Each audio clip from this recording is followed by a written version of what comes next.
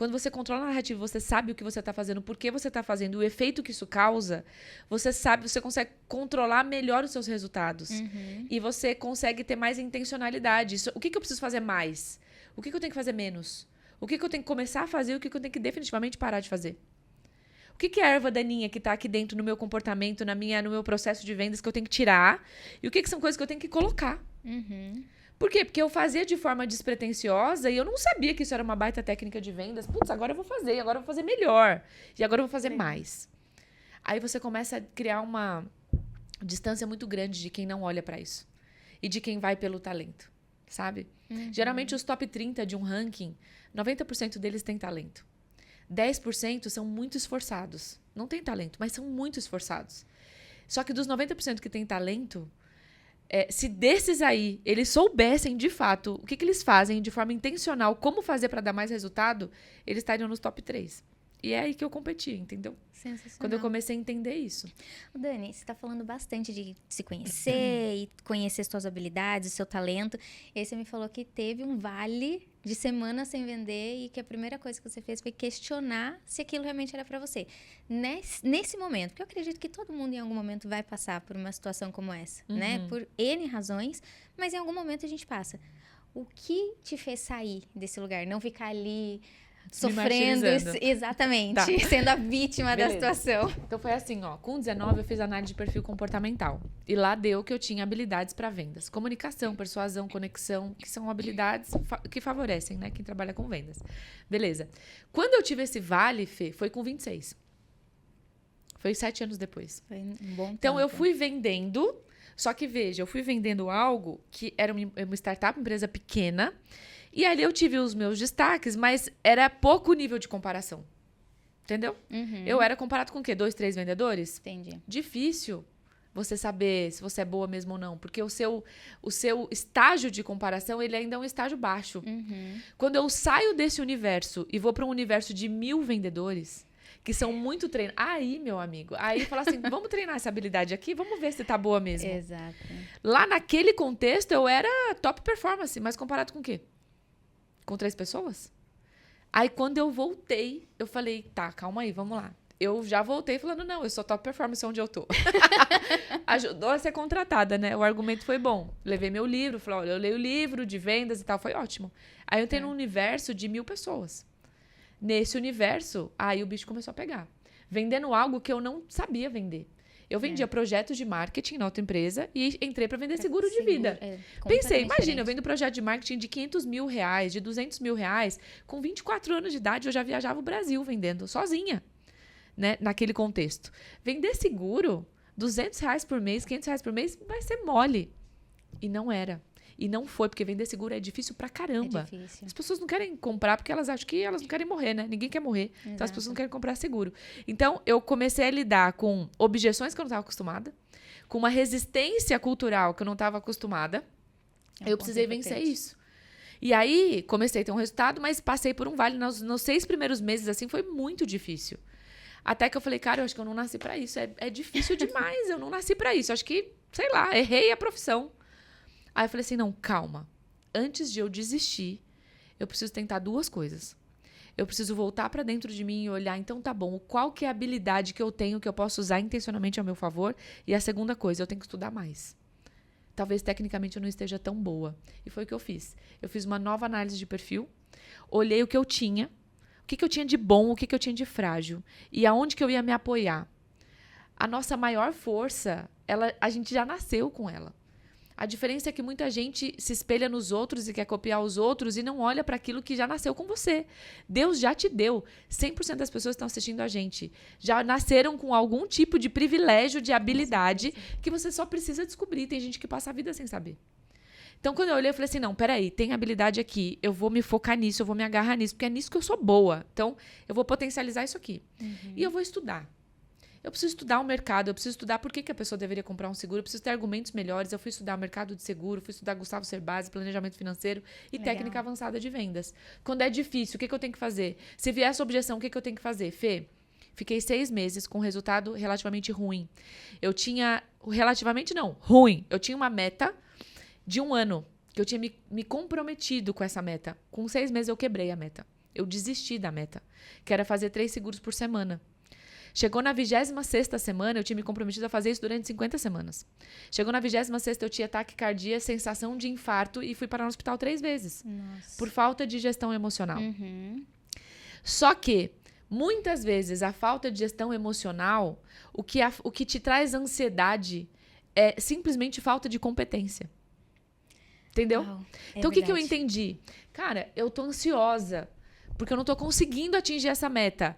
Só que aí eu falei assim, mas eu tô competente para atender essa meta, Pois meu? é. Não, preciso estudar mais. Porque se realmente eu não for tecnicamente boa, eu vou me fragilizar mais emocionalmente. Então, eu fiz 3 coisas. Eu fui estudar autoconhecimento de novo, fui estudar sobre gestão das emoções e fui estudar técnica. Eu falei, é aqui que tá a saída. Aí, quebrei essa meta, lembra? Quebrei em dezembro. Sim.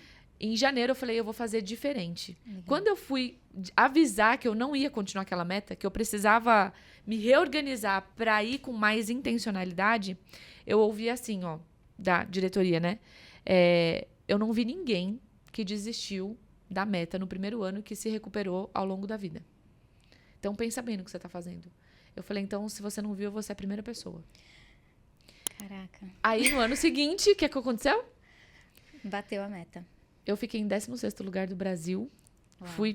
Tive todos os reconhecimentos nacionais e internacionais. E aí eu falei assim, agora eu vou fazer de novo. Agora eu já provei que eu desenvolvi minha gestão emocional, que eu tô melhor tecnicamente.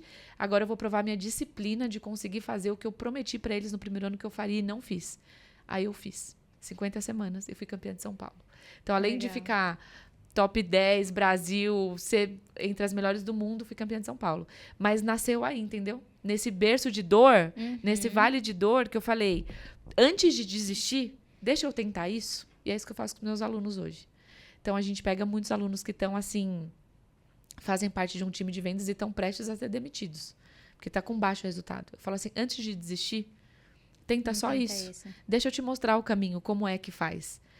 E muitos se tornam campeões. É incrível.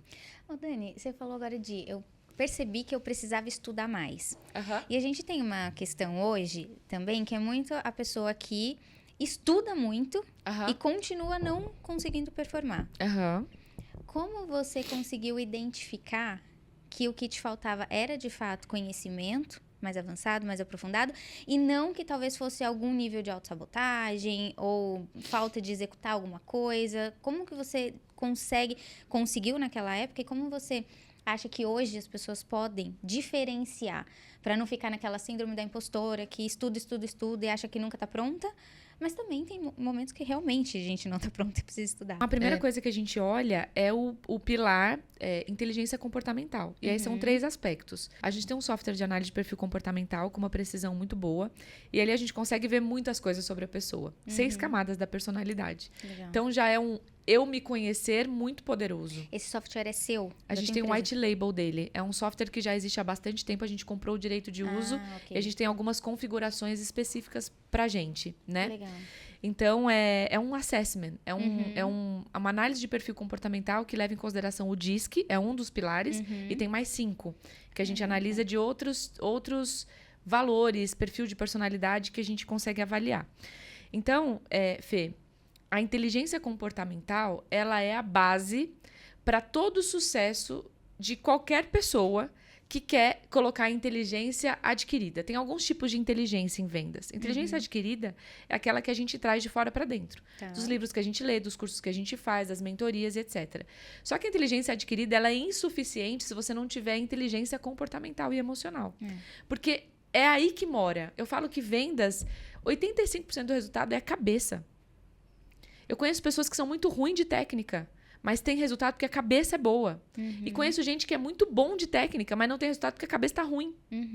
Então, esse é o primeiro passo. Só que aí, quando você junta inteligência comportamental com emocional, com uma técnica avançada de vendas, é muito difícil. Aí acabou. Aí é muito difícil competir com uma pessoa dessa. E foi esse caminho que eu fui fazendo. Então, eu comecei no inteligência comportamental, eu voltei para o autoconhecimento e colocava em prática. Então, em 72 horas. A gente fala que tem uma lei de 72 horas. Se aprender uma coisa, você tem que colocar em prática em até 72 horas. Porque senão o seu cérebro perde essa informação. Então, ler um livro, eu li o livro e eu já praticava alguma coisa que eu li naquela página na próxima negociação. Legal. Então, sempre muito rápido para praticar, para ver o resultado, testar. Eu já fiz Boa. mais de 7.000 negociações de vendas na minha vida, né? Então, eu tive como testar bastante. Bem tranquilo.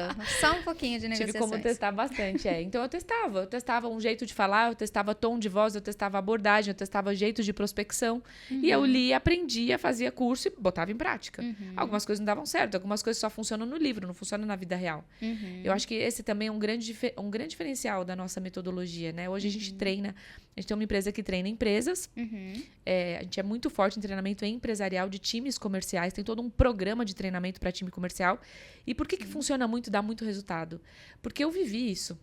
Então, a nossa metodologia é com base numa pessoa que ficou 18 anos fazendo 7.000 negociações diferentes e que sabe que aquela teoria do livro é muito legal, mas na prática é outra história.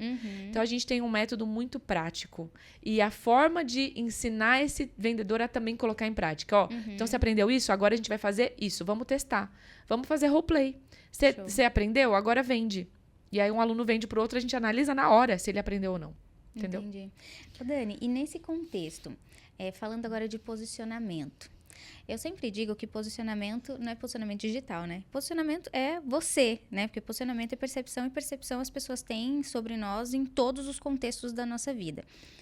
Você acredita que você já tinha um posicionamento forte nessa época, talvez consciente ou não tão consciente disso? Como que era essa esfera do teu trabalho no 100% offline? Que aí daqui a pouco a gente chega aqui no digital. Fê, eu tenho uma visão muito clara em relação a isso, né? Para mim, o posicionamento tem que ser fruto de um resultado. Porque você quer se posicionar como autoridade em algo, você precisa ter um track record.